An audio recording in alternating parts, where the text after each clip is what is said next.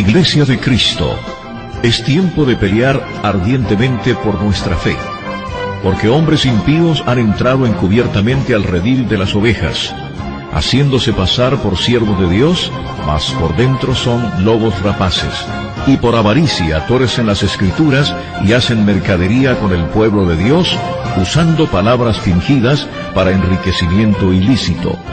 Por esta razón, como atalayas que somos de nuestro Señor y Salvador Jesucristo, tocamos fuerte la trompeta con mensajes de alerta.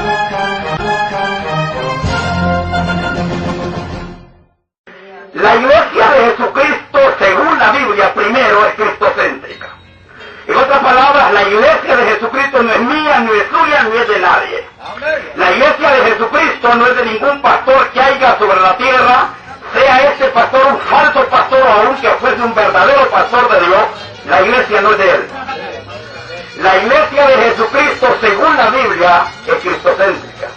Es decir, la Iglesia de Jesucristo, la Biblia enseña que esta Iglesia cree lo que Jesucristo creía o lo que Jesucristo cree. Y la Iglesia de Jesucristo practica lo que Jesucristo practicaba o lo que Jesucristo practica hoy, porque Él sigue vivo y Él es el mismo de ayer, de hoy y de por los siglos de los siglos, y Él no cambia, y en Él no hay sombra de variación ni mudanza tampoco. Mis hermanos, la Biblia dice en Mateo 16:18, yo edificaré mi iglesia sobre esta roca. Yo. El yo es un singular y habla de un varón. Y ese varón y ese yo se llama Jesucristo. Jesucristo hablando dice, yo edificaré mi iglesia. Por favor, observe la expresión, mi iglesia. No dijo la iglesia de aquel o de este o de aquello. Yo edificaré mi iglesia. Hay otro texto que tiene que encajar con este y es 1 Corintios capítulo 3 verso 11. Y es donde dice, porque nadie puede poner otro fundamento que el que ya está puesto, el cual es Jesucristo. O sea, el fundamento de la iglesia se encuentra fundamentada y sentada y afirmada en una poderosa base, y no existe otra base y nadie puede poner otra base. Y esa base se llama Jesucristo. Por eso es que cualquiera que profese ser un fiel seguidor de Dios y un cristiano, cualquiera que profese pertenecer a la verdadera iglesia, tiene que saber que para empezar, él tiene que estar fundamentado en Jesucristo, quien fue el que se atrevió a decir, soy el primero y soy el último, soy el principio y soy el fin, soy el alfa y soy también la omega. En otras palabras, Jesucristo es el inicio de la iglesia, la continuación y la conclusión. El tema de la iglesia al iniciar es Cristo, al continuar es Cristo y al finalizar es Cristo. O sea, Jesucristo está por todos los poros en ella. Aquí no cabe el hombre, no cabe la religión, no cabe nada. Pero recuerde, estoy hablando de la iglesia de Jesucristo. Porque habrán religiones, habrán sectas, eso abunda, pero la iglesia de Jesucristo es señalada entre 10.000. Porque dice la Biblia, mi amado es señalado entre 10.000. Quiere decir que podrían haber 10.000 iglesias falsas más una. Y entre esas 10.000 basuras existe una que diferencia a esas 10.000. La iglesia de Jesucristo. Dice también un texto, mujer virtuosa, ¿quién la hallará? ¿Ah? Mujer virtuosa, ¿quién la hallará? En otras palabras, encontrar iglesias con nombre de iglesias, eso es fácil encontrarlo. Pero encontrar esa iglesia de Jesucristo no es fácil encontrarla. Primero porque siempre es la más escasa, la más pequeña, la manada pequeña. Segundo porque Dios siempre la tiene escondida y la esconde donde la gente no la va a encontrar. Mis hermanos, la iglesia de Jesucristo, según la Biblia, es cristocéntrica. 1 Juan 2:6 dice, si alguno dice que permanece en él, debe de andar.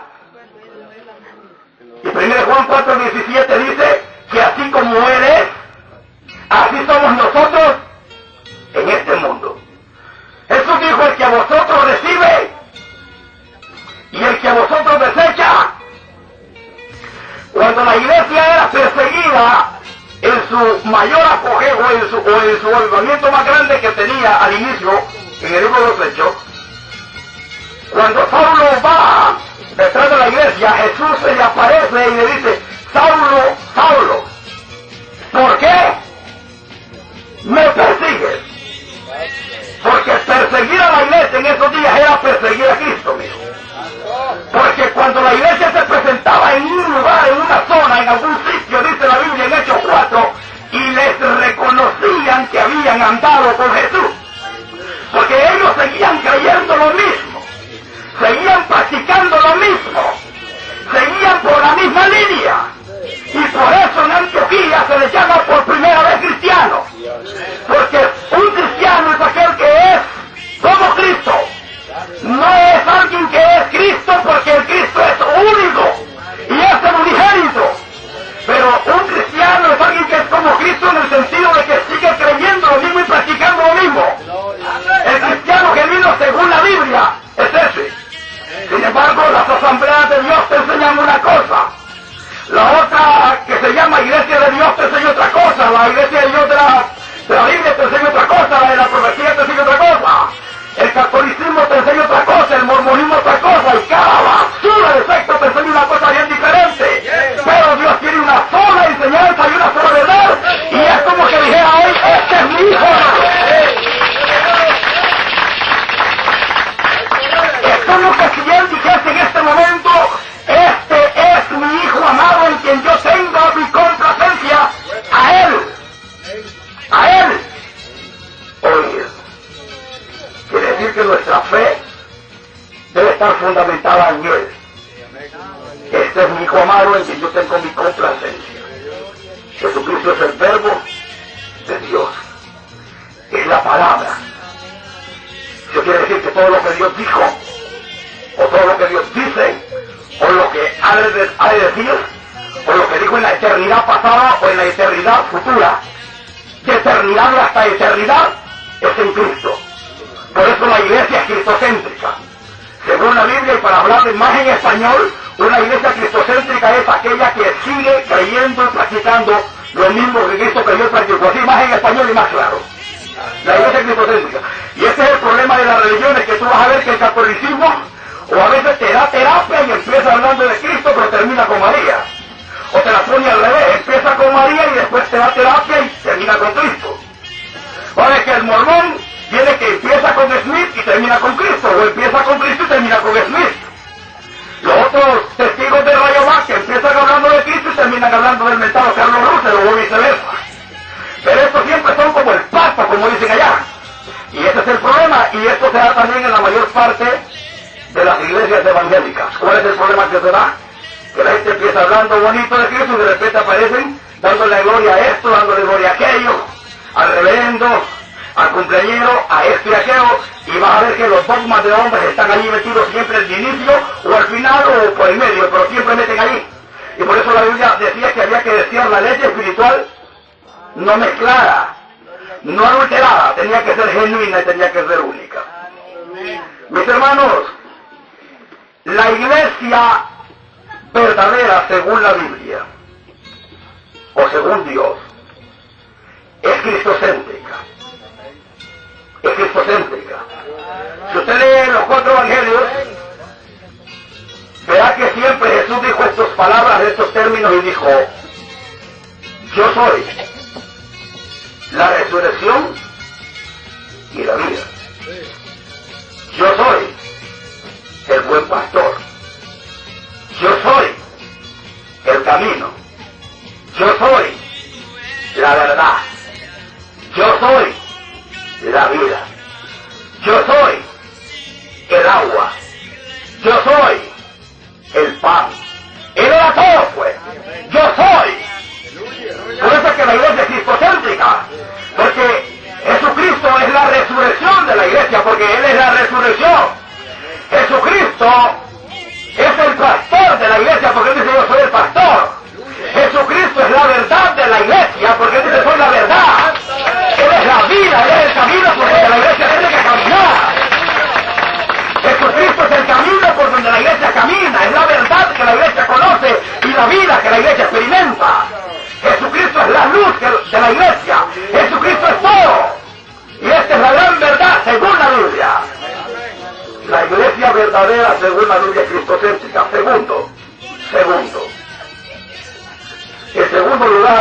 iglesia según la Biblia es apostólica. Pero al hablar de que es apostólica, no estamos hablando que es apostólica según los apóstoles modernos de hoy, que dicen y que hablan de tanto apostolado. Porque nosotros sabemos a través de la Biblia que el último apóstol según la Biblia o según Dios fue el apóstol Pablo, dice Pablo, que apareció a todos y por último a mí. Y si vamos a Apocalipsis capítulo 21, verá que estaban los nombres de los 12 apóstoles. Por eso es que cuando yo oigo el apóstol Santiago Zúñiga, oigo nada de ese asunto. ¿Por qué? ¿Qué está pasando? ¿Se le está metiendo el diablo? ¿Qué es lo que pasa? ¿Qué es lo que está pasando? ¿Hay alguien que pueda decir algo? ¿Hay alguien que pueda corregir? ¿Hay alguien que pueda confrontar este poco de estupideces que se están escuchando? Entonces, la iglesia es apostólica no porque existan apóstoles hoy, ni porque estemos diciendo que Dios esté con ese relajo de apóstoles modernos y falsos y endemoniados, sino porque Dios estableció apóstoles. Y la Biblia dice en Efesios capítulo 2 verso 20 que la iglesia debe estar edificada en el fundamento de apóstoles y profetas.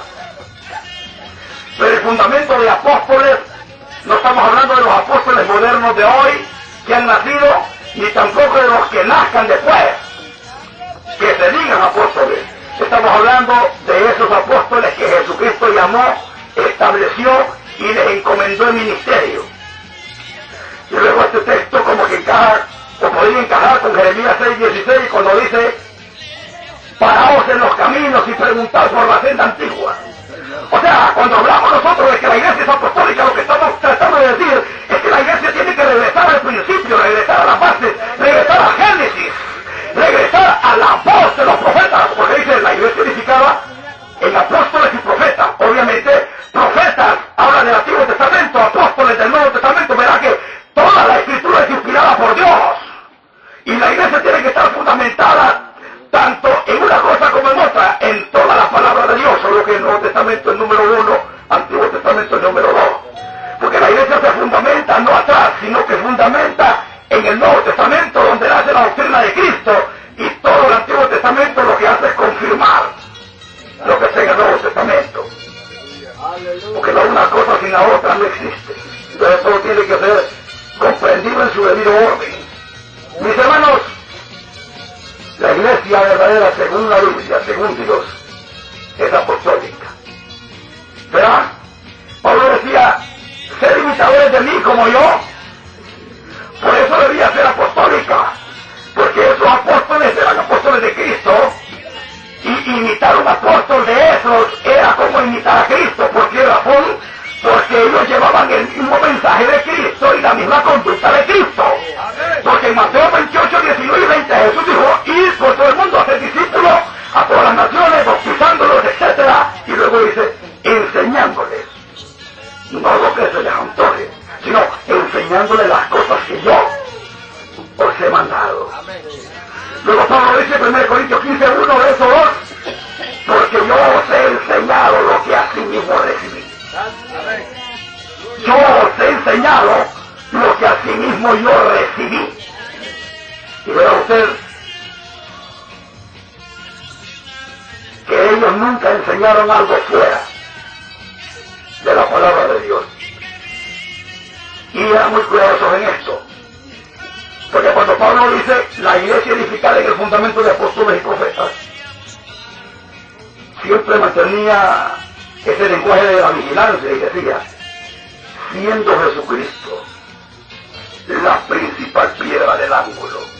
Ese era un lenguaje de vigilancia que lo interpreta más claro en Gálatas 1, cuando dice: si un ángel del cielo desciende con otro evangelio, y luego profundiza más y dice: o si aún nosotros, es un plural en el que incluye a Pablo, a Pedro, a Jacobo, a Apolo, a todos ellos, o si aún nosotros sale con otro evangelio. No solo había que darle más prioridad a lo de Cristo porque era la principal piedra del ángulo, sino que ellos se convertían automáticamente, literalmente, en malditos, en anatemas, al desviarse del evangelio. La verdadera iglesia según la Biblia es apostólica. Los apóstoles llevaban la sana doctrina, la doctrina de Cristo. En el Nuevo Testamento va a llevar la sana doctrina en 3 lenguajes. 1.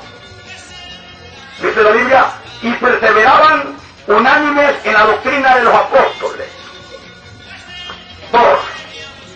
La Biblia habla de la doctrina de Cristo. Y 3. La Biblia habla de la sana doctrina. Solo son lenguajes diferentes, como quien dice banco, silla y sofá. Pero la doctrina de Cristo, la sana doctrina, la doctrina de los apóstoles, es la mismita doctrina del eterno Dios. Pues el Señor Jesús dijo, Juan 7:16, mi doctrina no es mía, sino del que me envió.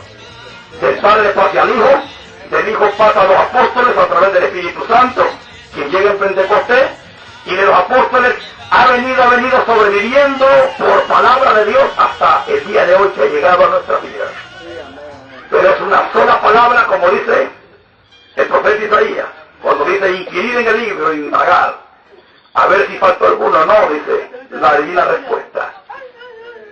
Un mismo silbo, un silbo apacible, una misma voz, los ha llamado, los ha recogido, y ninguno faltó. Ninguno faltó, con su compañera, que puede ser la palabra, que puede ser la cruz, su compañera.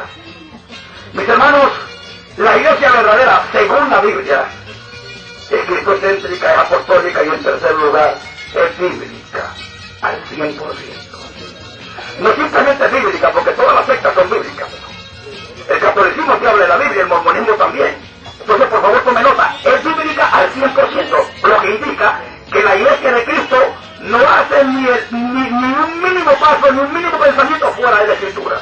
Es bíblica al 100%, está saturada de la palabra de Dios. Su vestido es un vestido de la palabra, está vestida de la palabra, texto por doquier. Primero de Corintios 4:6, dice así, Pablo hablando dice, ejemplo os hemos dado en mí y en Apolos. ¿Sabe quién era Apolos? Un varón poderoso en la Escritura. ¿Sabe quién era Pablo en la Escritura? Pedro le escribe algo y dice, bueno, nuestro amado hermano Pablo, con la gran sabiduría que le ha sido dada, Pedro mismo, que anduvo literalmente con Cristo, reconoce la capacidad de formación que había recibido Pablo de parte de Dios, aunque Pablo no anduvo con Cristo literalmente hablando.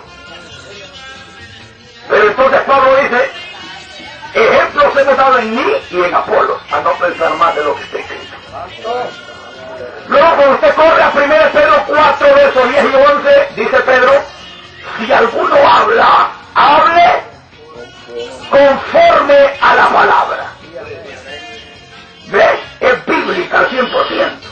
Y registra la historia en Hechos 17, 11 en adelante, de que mientras Pablo hablaba, dice que había unos nobles confirmando a ver si lo que Pablo decía era cierto o no era cierto. Entonces, la iglesia de Jesucristo, según la Biblia, es bíblica al 100%. En la iglesia de Jesucristo no existen grandes, solo uno grande. Se llama Jesucristo. Se llama Jesucristo. Aún los grandes apóstoles de ayer dijeron, si aún nosotros nos desviamos, seamos malditos. Ellos decían, la principal piedra del ángulo de Jesucristo, lo que estamos diciendo, el mayor, el grande se llama Jesucristo. Por eso los mensajeros de Dios no tienen que estar interesados en que les digan un renombre. Porque lo importante no es el mensajero, lo importante es el mensaje. Lo importante no es quién tú eres, lo importante es que tú des el mensaje de parte del Señor. Lo que decía el hermano, no querráis que nadie os llame maestro. Y lo que decía Santiago, no os hagáis maestros. Los hombres de Dios, aunque Dios les haya delegado un ministerio, aunque se los haya, jamás admiten un maldito título, no deben admitirlo. Y ningún hombre de Dios lo busca, y si tú se lo dices, también te rechaza eso. Porque Amós el profeta era profeta y dijo, no soy profeta, tampoco soy hijo de profeta. Hijo de Bautista era profeta y más que profeta. Y él dijo, no soy el profeta. Pablo dijo, no es alabado aquel que se alaba a sí mismo, sino aquel a quien Dios alaba.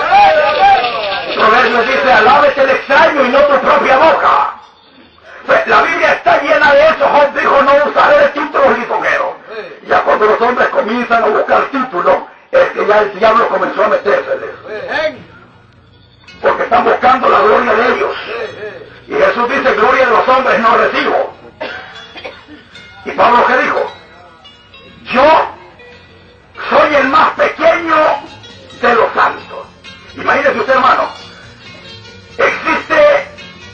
Pablo observa la iglesia y lógicamente existe un santo que es pequeñito como la oveja recién nacida. Y él voltea a ver a todos y luego compara su nivel y se da cuenta que él es más pequeño que aún esa ovejita recién nacida.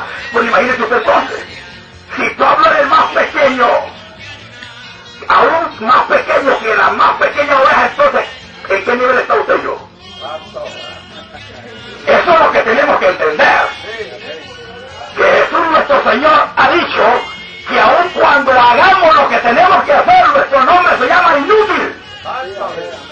Imagínese usted que a veces ni inútil llegamos entonces ¿qué es lo que está pasando? Entonces, mi hermano, la iglesia es bíblica, al 100. Todo lo que creemos está en la Biblia. Por eso es que no se puede aceptar que nadie salga con una estupidez que no esté en la Biblia. Nadie tiene derecho ni permiso de hablar algo que no tenga base en la Biblia. Nadie. Porque tenemos que tener miedo a ese texto que dice, si tú le pones, yo te voy a poner plagas encima, dice Dios. Y si tú le quitas, yo te voy a quitar tu parte del libro de la vida. Proverbios dice, el capítulo 30, no añadas a sus palabras para que no te reprenda. Y esa es una reprensión manifiesta y fuerte. Y por eso vienen los ataques y viene el golpe fuerte. La iglesia de Jesucristo, según la Biblia en tercer lugar, es bíblica, pero no bíblica como las iglesias chachalecas, que le ponen un poquito como cuando el diablo le habló a Cristo, mira, Cristo está, tirate hombre, y a los ángeles mandará. La iglesia de Jesucristo es bíblica al 100%. Todo lo que creemos se basa en la Biblia. Todo lo que practiquemos se basa en la Biblia. Si hay que hacer, pensar, ir, no ir, se basa en la Biblia.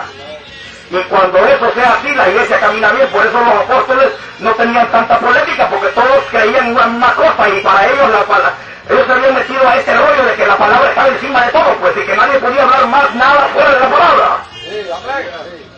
El consejo de Pablo es que la palabra de Cristo more. Y no la prioridad de la palabra. Y el consejo de Pedro, ¿cuál fue? Desear la leche. Desear la leche. Y era la palabra no adulterada. También dijo Pablo, no somos como muchos que medran falsificando la palabra de Dios. ¿Y qué le dijo a los ancianos de Éfeso en su último encuentro que tuvo con no encuentro de Jerusalén, ¿verdad? No van a malinterpretar. Pero cuando Pablo se vio la última vez el rostro con los ancianos de Éfeso, les dijo muchas cosas y una que les dijo entre ellas fundamentales fue, os encomiendo a Dios y a su palabra. No cambia más nada, siempre era la palabra. Siempre era la palabra. Y eso dijo, santifícalos en tu verdad. Tu palabra, dijo más, vosotros ya estáis limpios por la palabra. La palabra es la esencia, es el fundamento, es lo fundamental en la iglesia. Y por eso han pasado todas las desgracias a nivel mundial dentro de la iglesia por la falta de la palabra. Porque dice Oseas 4:6, el texto es muy conocido, mi pueblo fue destruido ¿por qué? Eso es Oseas 4:6. Pero algo similar está en Isaías 5:13, cuando dice, mi pueblo fue llevado cautivo, porque no tuvo conocimiento. O más bien lo que dice el Señor en el Nuevo Testamento, erráis porque ignoráis la Escritura. Los profetas decían, así dice Jehová. Decía el lenguaje bíblico, escrito está. El lenguaje bíblico, como dice el profeta, como dice la Escritura, de su interior correrán. Esto fue para que se cumpliese lo dicho por el profeta. Y verá que todo el lenguaje bíblico, siempre ellos venían dándole prioridad a la palabra. La iglesia, según la Biblia, es cristocéntrica, apostólica y es bíblica al 100%. Y está fundamentada en Cristo, persiguiendo esa doctrina del ayer, de la senda antigua, como dice Jeremías, y saturada de la palabra. Y Eso es muy fundamental. Pero en cuarto lugar, la iglesia según la Biblia es santa. Y eso lo sabemos. La palabra santo o santidad significa apartarse de y apartarse para. O sea que la iglesia de Jesucristo está apartada de el poder del diablo, el poder del mundo y el poder de la carne, para Dios, su evangelio, su voluntad. Dios la separa de lo negativo y la introduce en lo positivo, eso es santidad. Dios aparta a la iglesia del mal, de lo sucio, para consagrarla para Él. Pero esta santidad que la iglesia tiene primero es completa. Primero es completa. Primera Tesalonicenses 5:23 dice, y el mismo Dios de paz os santifique por completo todo vuestro ser, espíritu, alma y cuerpo. Eso está relacionado con 2 Corintios 7, verso 1, cuando dice que había que apartarse de toda contaminación de carne y de espíritu. La parte carnal es la parte externa y la parte espiritual es la parte interna.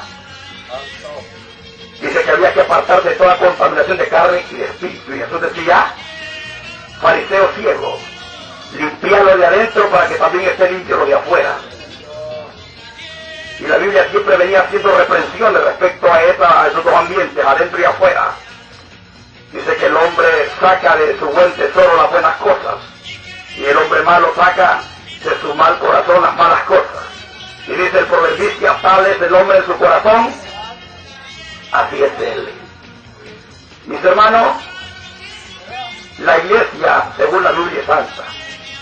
De hecho, cuando Cristo muere en la cruz del Calvario, es sepultado y resucita, el propósito de él es ese, porque dice Efesios 1:4, que Dios nos escogió antes de la fundación del mundo, y el tema de Dios aún en la eternidad y la santidad. Dice que nos escogió desde antes de la fundación del mundo para que fuésemos santos y sin mancha delante de él. El 1:4 de Efesios. Su muerte es cuestión de santidad. Su pensamiento eterno era santidad porque nos escogió para que fuésemos santos. Su acción sacrificial en la cruz fue santidad también, porque dice Efesios 5:25 al 27, de que Él se entregó a sí mismo para presentar una iglesia gloriosa, que no tuviese mancha ni arruga, que fuera santa. Amén.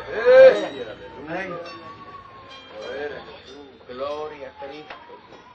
Y dice 1 Juan capítulo 3, verso 3, y todo aquel que tiene esta esperanza en Él, se purifica a sí mismo. ¿Cuál esperanza? La esperanza de que Cristo viene, la esperanza que nos vamos de acá, la gran realidad que somos extranjeros, peregrinos, advenedizos, somos embajadores, no somos ciudadanos de esta tierra es terreno enemigo, estamos acá de pasada, nuestra verdadera identidad, nuestro verdadero nombre aún no es el que tenemos acá, tenemos un nombre nuevo allá, tenemos otra identidad allá, la nuestra. Entonces, ¿qué está pasando, hermanos míos? Apocalipsis 21:27 dice, y no entra vea cosa inmunda o que hace abominación. La santidad de Dios es fundamental. La iglesia de Jesucristo según la Biblia es santa, pero esa santidad primero es completa, es en el espíritu, en el alma y en el cuerpo. La parte espiritual tiene que ver con lo que creemos. Por eso tenemos que tener una sana doctrina, porque si hay una doctrina mezclada, eso está afectando y va a afectar. Primero la santidad es completa, pero la santidad, podría decir que la iglesia tiene una santidad completa, pero también una santidad instantánea, pues ganar por rápido. No se trata, como dice el mundo, bueno, hay que cambiar con el tiempo. Es algo instantáneo porque Cristo viene en cualquier momento. Vivimos tiempos extra porque dice la Biblia y tardándose el esposo. Y al final tiene que ser una santidad permanente porque dice el texto, el que es santo, santifíquese todavía. Y el que persevere, se trata de perseverar en esa santidad. Mis hermanos, en cuarto lugar, la iglesia es santa. En quinto lugar, la iglesia es amorosa, ya que a la gente le gusta hablar de amor, y es cierto, porque Dios es amor, y si alguno no ama, dice el texto bíblico, no ha conocido a Dios. Y Dios ha derramado por su Espíritu Santo el amor en nuestros corazones. Pero aún el amor, cuando inicia en Dios, cuando Dios hace una demostración o la mayor demostración, de tanto sí que el texto dice, porque de tal amado de esa manera, pues. La manera en la que Dios amaba es la manera más alta. Es una manera incomprensible, no se puede entender cómo es posible. Solo Dios pudo amar de esa manera. Pero aún eso, el amor de Dios trae como evidencia una muerte de Cristo en el Calvario. Dice Isaías 53 de que Él quiso sujetar a padecimiento a Cristo.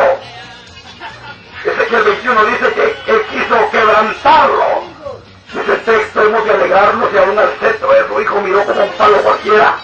Hemos de alegrarnos, en otras palabras, hemos de exigir que se nos trate mejor cuando al mero toro se le trató, pero como cualquier cosa. Uno dice Romanos que si no escatimonia a su propio hijo. Pues, el amor de Dios fue eso, como dice el Proverbio 27, verso 6. Fieles son las heridas del que ama. Pues eso dice Dios. Dios amaba y las heridas de Él en el Calvario fueron muy fieles de las heridas que le puso Cristo, como dice Zacarías 13. Espada, levántate contra el pastor, compañero mío. Hielo. Fieles son las heridas del que ama. Pues quiero decirle que amar a Dios equivale a obedecerle. Vamos a hablarlo en español como sea en la Biblia, porque estamos hablando de según la Biblia. Amar a Dios es obedecerle. Alguien que a Dios ama, obedece a Dios. Alguien que no obedece a Dios, no le ama. Juan 14:15, si me amáis, el 14:23, el que me ama, y el 24, el que no me ama, y el 1 Juan 5:13, este es el amor a Dios, ¿qué? Que guardemos sus mandamientos. Lo ve, está en español y bien clarito. Amar a Dios es obedecerle. Amar al prójimo es reprenderle. Amar al prójimo es reprenderle, confrontarle su pecado. Porque cuando Cristo muere en la cruz del Calvario, principalmente Él muere por almas. Él no está tan interesado en la salud física de una persona, ni en la alegría que una persona pueda tener, ni en una gran casa, ni en un carro. Esas son cosas secundarias. Pero Él está más interesado en el alma, porque Él dice que es mejor que yo entre cojo, ciego, manto al cielo, que con todo mi cuerpo yo sea tirado al infierno. Quiere decir que Él es un Dios de prioridades. Él está más interesado en mi alma. Él muere por almas en la cruz del Calvario, particularmente por su pueblo. Porque dijo, esto es mi sangre que por muchos es derramada. Entonces, cualquier preocupación que tenemos que tener por la gente, está dentro del círculo del Evangelio. Las cosas físicas, las cosas económicas, como ir a visitar los presos, ir a visitar los enfermos, ir a los asilos de ancianos, ir a buscarlos, esos niños de la calle que andan en la calle, servir económicamente, ir a servir con los bienes. Eso era parte del Evangelio, porque había que acordarse de las viudas, los huérfanos, todo eso. Pero por encima de eso está el alma de las personas, y para poder rescatar esa alma no podemos rescatarla sin ir con ese inicio de reprensión. No podemos. Y el amor está dividido en tres fases, porque dice ama a Dios sobre todo, segundo al prójimo y tercero como a ti mismo. Primero amar a Dios, segundo amar al prójimo y tercero amarse a ti mismo. Amarse a ti mismo nunca fue malo. Lo que fue malo es amarte a ti mismo antes que a Dios y antes que a tu prójimo. Y dos, amarte de una manera equivocada. Porque el texto dice que hay que negarse a sí mismo. Entonces la Biblia dice que en los últimos días habrían hombres amadores de sí mismos. ¿Entiendes? Pero una persona que se ama a sí mismo en el correcto lenguaje de Dios, el tipo dice, no quiero que mi alma caiga al infierno, por tanto yo voy a negar a esto y aquello y voy a crucificar mi carne. Eso es después. Entonces esto tiene que ver con primero obedecer a Dios, amar a Dios, reprender al prójimo, amar al prójimo y negarme a mí mismo porque yo me amo. Yo amo mi alma. Yo amo mi viña. Entonces yo tengo que negarme a mí mismo. En ese sentido correcto sí se puede. Pero hay un sentido negativo, que el que se ama a sí mismo, mejor de sí mismo, pues el tipo va por su camino. Entonces ese es un rollo ya al revés. Pero vamos rápido. Quinto lugar.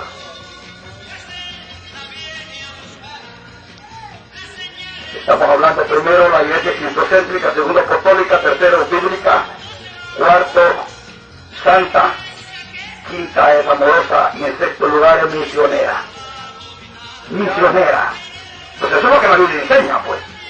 Enseña que la iglesia es la expresión visible del Dios invisible. Lo repito, es la expresión visible del Dios invisible. ¿En qué sentido?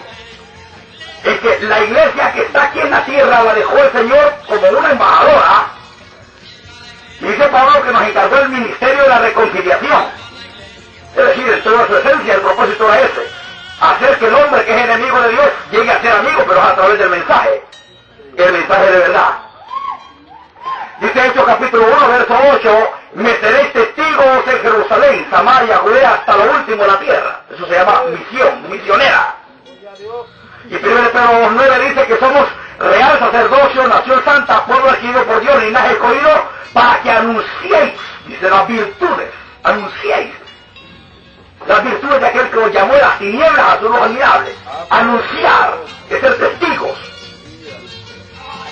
Y es una misión masiva porque es Jerusalén, Judea, Samaria, hasta lo último de la tierra. Como que él lo dijera ir y predicar a toda criatura, rico, pobre, negro, blanco, anciano, joven, toda criatura. Es una misión masiva en su totalidad. Pero para poder ser precisos en esta obra misionera tenemos que entender que en el mundo, hablando de la obra misionera, tenemos tres tipos de personas en el contexto ese de la obra misionera. Y esto lo menciona Pedro en segunda de Pedro cuando dice, no, primera de Pedro 4, 17 y 18, cuando dice: si el justo con dificultad se salva, ¿dónde aparecerá quién? El impío y él. O sea que existe el justo, el impío y el pecador. El justo es el fiel, el impío es el falso, aunque sea evangélico, católico, de cualquier secta mundial. Y el pecador es el neutral, por decirlo así, el inconverso, pues, el que no es ni católico ni evangélico. Y luego Apocalipsis lo menciona en el capítulo 3, verso 16 en adelante, cuando dice: por cuanto no eres frío ni caliente, sino tibio. Existe el frío, el caliente y el tibio. El caliente es el justo, el tibio es el impío, y el frío que habla de lo helado, de alguien que está muerto, del pecador inconverso. Entonces tenemos que entender que hay estos tres tipos de personas en todo lugar. Por donde la iglesia vaya están los tres tipos de personas. Y la iglesia tiene que llevar un mensaje masivo y completo a los tres tipos de personas. Entonces tenemos que saber cuál es el mensaje que Dios ha delegado para cada tipo de persona. Porque si usted tiene un dolor cerebral, no le podemos dar un medicamento para calentura porque su problema es cerebral. ¿Entiende? Entonces, en la Biblia, cuando Jesús estaba en sus días acá, literalmente hablando, estaban los tres tipos de personas. Los inconversos a quien él evangelizaba, los justos a quien él enseñaba y los impíos a quien él ejecutaba. Y en los días de los apóstoles también estaban los tres tipos de personas. Los inconversos a quien ellos evangelizaban y decían: no hay otro nombre debajo del cielo, hay un solo mediador entre Dios y los hombres. Y también estaban los justos a quien ellos enseñaban y decía Pablo: amonestamos a todo hombre para presentar un Cristo Jesús perfecto a todo hombre. Y también estaban los impíos que Pablo decía, anunciado con fieración en Éfeso, y decía: guardaos de los perros. Pero decía: son como el perro, hijos de maldición. Uno decía: contiendan ardientemente contra ellos. Estos tres tipos de personas siempre han estado. ¿Qué hizo Jesús con ellos? Lo que exactamente hemos visto los apóstoles. Igual nosotros tenemos que seguir la misma línea. Pero para que tengamos más claro, el inconverso tiene que ser evangelizado, el justo tiene que ser enseñado, y el impío, señores, tiene que ser ejecutado. La iglesia, según la Biblia, no según los sentimientos carnales de un reverendo reventado, no es según lo que yo crea o piense, es lo que la Biblia diga. Primero, el inconverso necesita ser evangelizado. Pero evangelismo según la Biblia, o sea, no es según lo que yo pienso, lo que tú pienses. Y el evangelismo según la Biblia se compone de tres antídotos descritos en Juan 16. Cuando el Espíritu Santo de Dios venga, dijo: convencerá primero. ¿De qué? Pecado. Segundo, justicia. Tercero, juicio.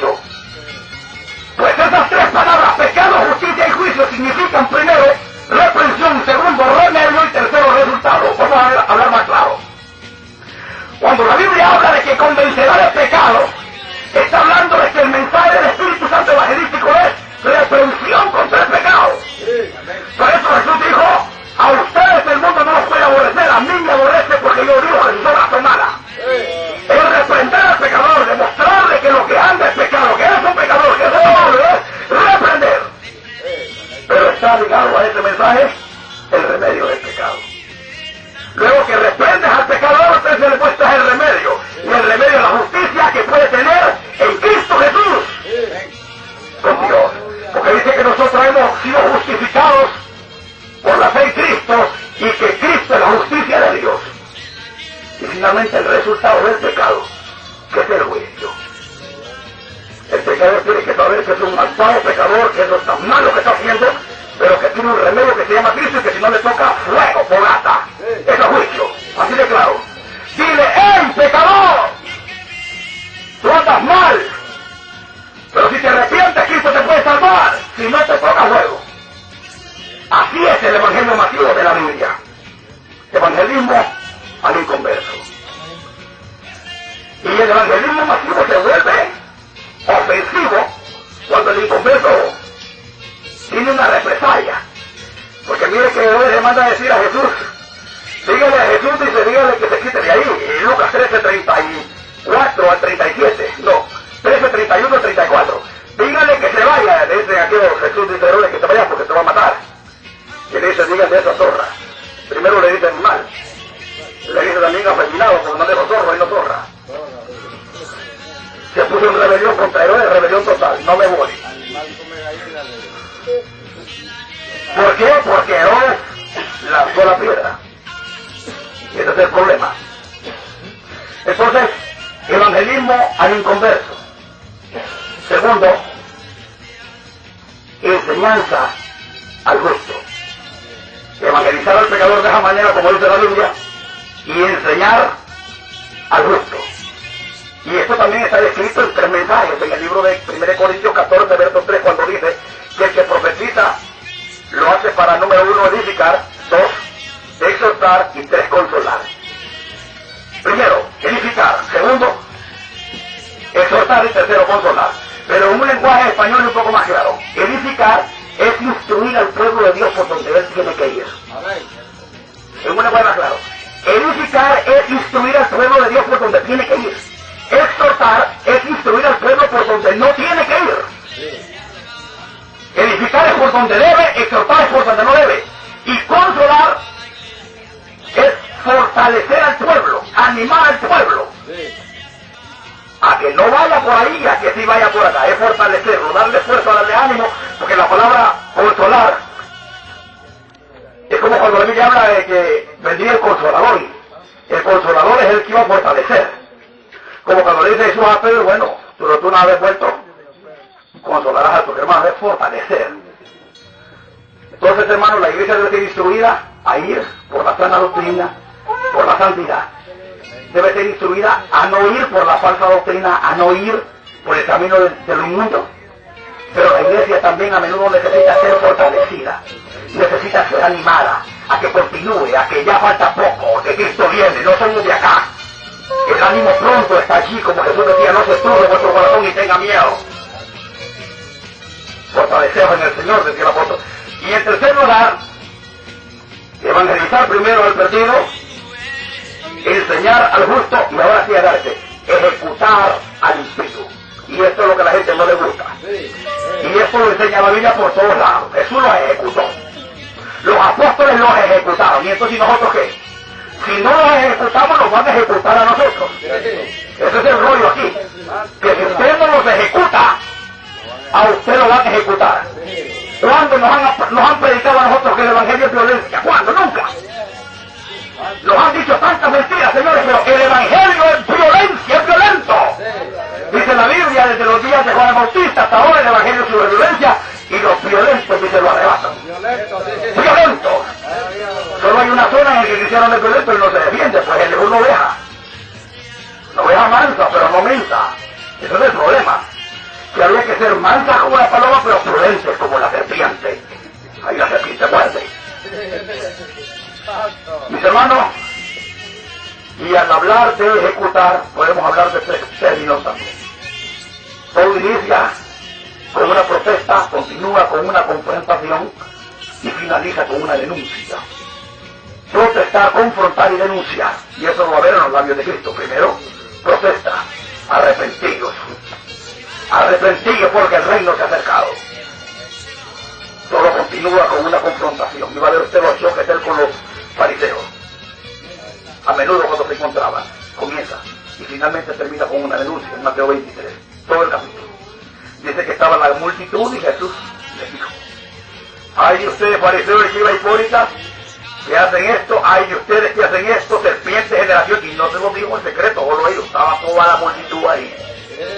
Y les dijo: ustedes fariseos y escribas hipócritas. Ya la gente lo oía, ya sabía de quién está hablando él. Y en el Nuevo Testamento va a ver sobre eso ustedes, los apóstoles cómo confrontaban, cómo protestaban y cómo denunciaban también. Hermanos míos, el texto bíblico dice que el evangelio es violento. Cuando la iglesia del Señor llegaba a un lugar, usted lee Hechos 17, verso 6, la gente decía: ahí vienen los que alborotan al mundo entero, los que atormentan al mundo, pero que alborotan. Cuando Cristo está en solo un bebé era, y dice que toda Jerusalén se turbó. Solo un bebé, imagínese usted, si siendo un bebé se turba el infierno, no imagínese cuando él comience a caminar. Lo que pasa es que nos han querido dar gato por liebre, nos han querido dar otra cosa. Pero la Biblia dice: mis ovejas oyen mi voz y no hay que empujarlas, ellas me siguen, porque conocen mi voz. Y de la voz del extraño oyen, o sea, nos han puesto adentro un equipo de alarma, pues. Nosotros conocemos la voz de nuestro Dios y conocemos la voz falsa y rara. Entonces, y la voz rara tenemos nosotros que desecharla. Porque tenemos ese sistema incorporado. Porque Jesús dijo: el que te dio la palabra de Dios oye, pero el que no es de Dios no la oye, porque como que nosotros tenemos un sistema incorporado y como que nosotros también lo tienen. Tienen ese sistema para escuchar al diablo y a Dios no lo escuchan. Y también nosotros tenemos ese sistema para escuchar a Dios y al diablo no. Mis hermanos, la obra misionera de la iglesia y de todo predicador que va a llevar un mensaje masivo en su totalidad tiene que cubrir los tres puntos. En cualquier sitio, si es una campaña, allí están los tres tipos. Ahí está el fiel, ahí está el falso y ahí está también el inconverso. Aquí están los tres tipos de personas ahorita: fieles, falsos y los inconversos. En todos lados están. Por eso es que ese es el mensaje que se tiene que llevar en este llamado a la obra misionera. Pero no olvides que este evangelio es violento. Este evangelio es una furia contra el reino de las tinieblas, dice Jeremías 48:10, un texto que encaja bien. Maldito el que haga indolentemente la obra de Jehová, y maldito el que tenga la sangre de su hermana.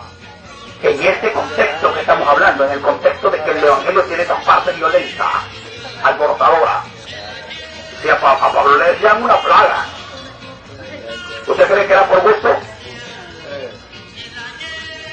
Entonces, mis hermanos, tú es tu palabra, le dijeron al Señor. Y en Mateo 15, 12 al 14 le dijeron: ¿sabes qué, Señor? Se ofendieron. Déjalos, le dijo el Señor, y son ciegos. Y si un ciego que otro ciego va a buscar en un hoyo y es malo. ¿Sabes qué? Toda planta que mi padre no plantó, le dice: no va a ser cortada. Va a ser cortada, va a ser desarraigada. Por eso es que los pastores de Dios tienen que sacarse esa idea de que ellos van a plantar y edificar ciertas cosas, porque lo que Dios no planta, Dios mismo se encarga de tumbarlo. Él mismo se encarga de tumbarlo. Porque toda planta y que mi padre no plantó será desarraigada, y dice el texto que si Jehová no edifica, en vano trabajan los edificadores. Por eso es que el mensajero de Dios, su deber es predicar. Así dijo Jehová: se salven o se condenen, eso qué importa. En toda la esencia, el deber nuestro es predicar el evangelio. A Ezequiel dijo: escuchen o dejen de escuchar, tú diles así de Jehová. Lo importante es que sepan que hubo profeta entre ellos, que hubo una voz profética. En sexto lugar, la iglesia es misionera. Pero en séptimo lugar, la iglesia es sufriente. En séptimo lugar, la iglesia es sufriente. La iglesia nació para sufrir. La Biblia dice, si alguno quiere ser mi discípulo, niéguese a sí mismo, tome su cruz y sígame. Seguirle es que él dijo, ¿saben qué? Cuando él dijo, niéguese a sí mismo, tome su cruz, cuando él dice, tome su cruz, o sea que él lo fue preparando despacio, pues. Negarse era estar dispuesto a dejar de reír. Tomar la cruz era estar dispuesto a comenzar a sufrir. Y seguirle era el colmo del sufrimiento. Y ir a la cruz, porque ese es el colmo que le puede pasar al cristiano, muerte. Entonces él fue enseñándolo despacito como un maestro preciso. Mis hermanos, la Biblia dice en el Salmo 126, 5, 6, que los que sembraron con lágrimas, con regocijo se quedarán. Pero la parte esencial y clave es esta: irá andando y llorando el que lleva la buena semilla. Irá andando y llorando. Pero la palabra andar es un estilo de vida, es un presente continuo. Irá andando y llorando. O como dijo el Señor, cada día traerá su propio mal. O como bien dijo, tome su cruz cada día. Cada día. Por eso necesitamos sus misericordias cada día o cada mañana.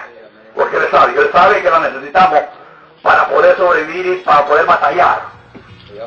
Pero cuando usted va al Nuevo Testamento, Juan 16, 33, verá que dice, en el mundo tendréis que. ¿Y por qué estos cantantes locos nos están diciendo que no puede estar triste un corazón que alaba a Cristo? ¿Qué es lo que está pasando entonces? Porque no puede estar triste un corazón que alaba a Cristo. Eso no es así. Lo tienen como 1000 grados al revés. Sí puede estar triste un corazón que alaba a Cristo, y no solo es que puede, debe estar triste. Porque Él lo dijo, en el mundo tendréis aflicción. Tendréis es un presente continuo también. Y luego dice Juan 16, vosotros lloraréis, lamentaréis, pero vuestra tristeza se convertirá en gozo. Y más bien dijo, ay de ustedes los que ríen.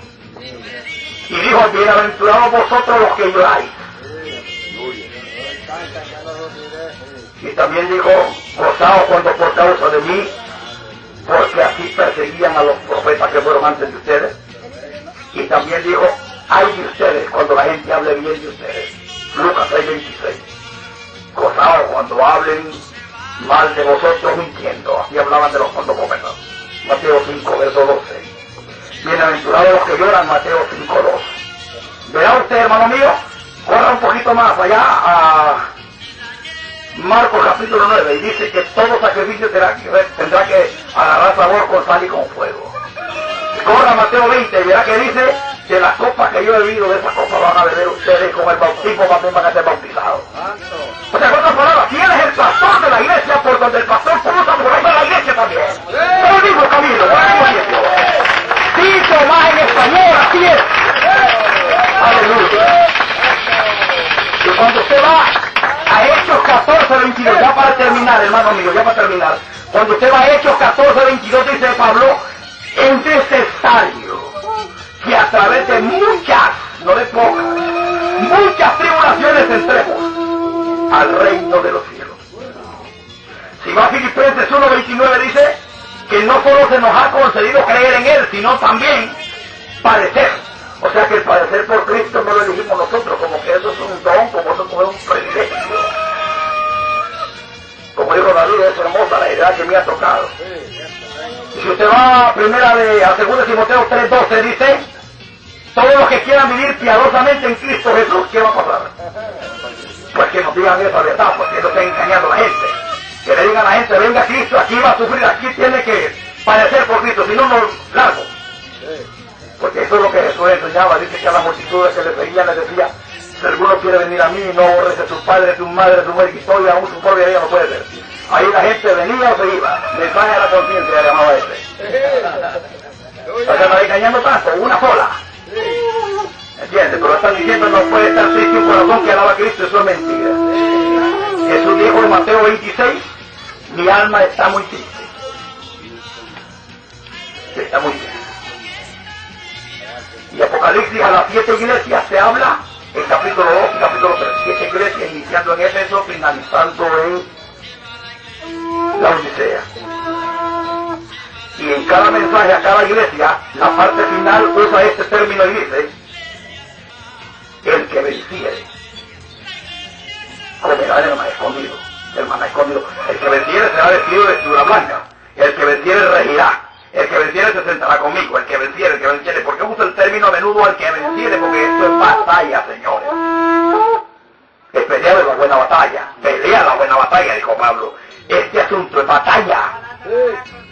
Este asunto es batalla. Mis hermanos, la iglesia de Jesucristo según la Biblia es esa. Está fundamentada en Cristo, en esa senda antigua de ayer de los hijos del Señor del ayer, agarrada hasta con los dientes de todo el texto bíblico. Esta iglesia ha entendido lo que realmente es amor, porque Eclesiastés dice que ese amor los hombres no lo saben.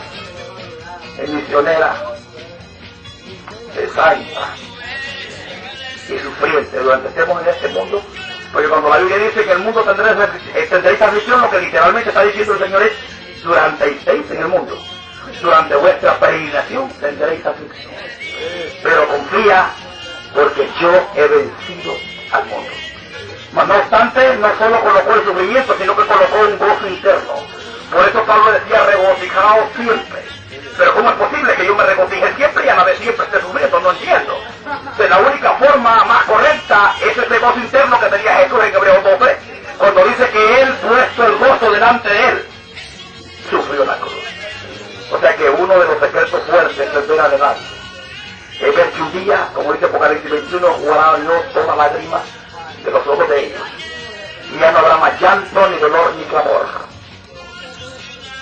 Porque las primeras cosas pasaron. No habrá más llanto, ni dolor, ni clamor, porque las primeras cosas pasaron. Ver el futuro fue lo que motivó más al Señor, porque Él miró muchas cosas. Miró su iglesia que iba a ser rescatada, porque dijo: si el grano no cae a tierra, pues va a quedar solo, tiene que morir. Él sabía que la única forma de llevar muchos hermanos, de darle vida a todo su pueblo, era muriendo. Él sabía que Él, con su muerte en el Calvario, lograría la alabanza más alta entonada al Padre nunca, la más grande de todas. Dice la Biblia que Dios le exaltó hasta lo sumo y lo dio un nombre, para que en el nombre de Jesús se doble toda rodilla de los que están en el cielo, en la tierra y debajo de la tierra, y toda lengua confiese que Jesucristo es el Señor. Pues Él miró todo eso, miró esa gloria, miró esa alabanza, miró su pueblo, miró todo el triunfo. Y eso es lo que la iglesia debe ver y lo que debe motivar a la iglesia para poder cruzar este valle doloroso. El ver el futuro, el ver que un día el dolor se acabará, el ver que un día la felicidad será eterna y para siempre, el ver que un día nuestra herencia será Él. Mis hermanos, la iglesia verdadera según la Biblia es esta. Nunca es la que enseña un concilio o una organización, tampoco es nunca lo que nosotros opinemos o pensemos. Siempre es lo que la palabra de Dios diga y establezca. Vamos a orar para ya terminar con este mensaje, ¿verdad? La iglesia verdadera según la Biblia. Señor, yo te doy gracias porque tú eres bueno. Yo te doy gracias porque esa es la iglesia tuya.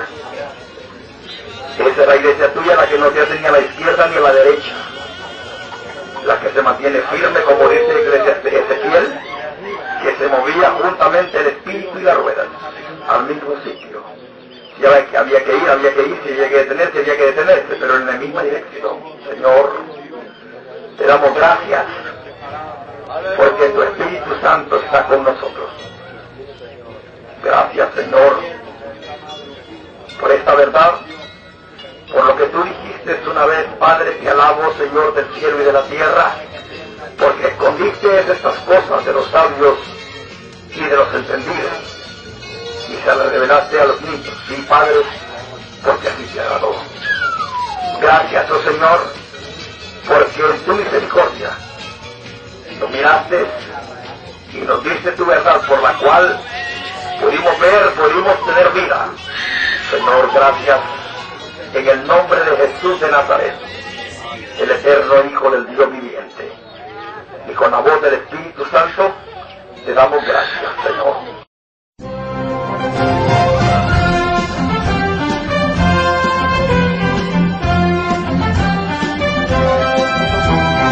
Iglesia de Cristo, es tiempo de pelear ardientemente por nuestra fe, porque hombres impíos han entrado encubiertamente al redil de las ovejas, haciéndose pasar por siervos de Dios, mas por dentro son lobos rapaces, y por avaricia tuercen las Escrituras y hacen mercadería con el pueblo de Dios, usando palabras fingidas para enriquecimiento ilícito.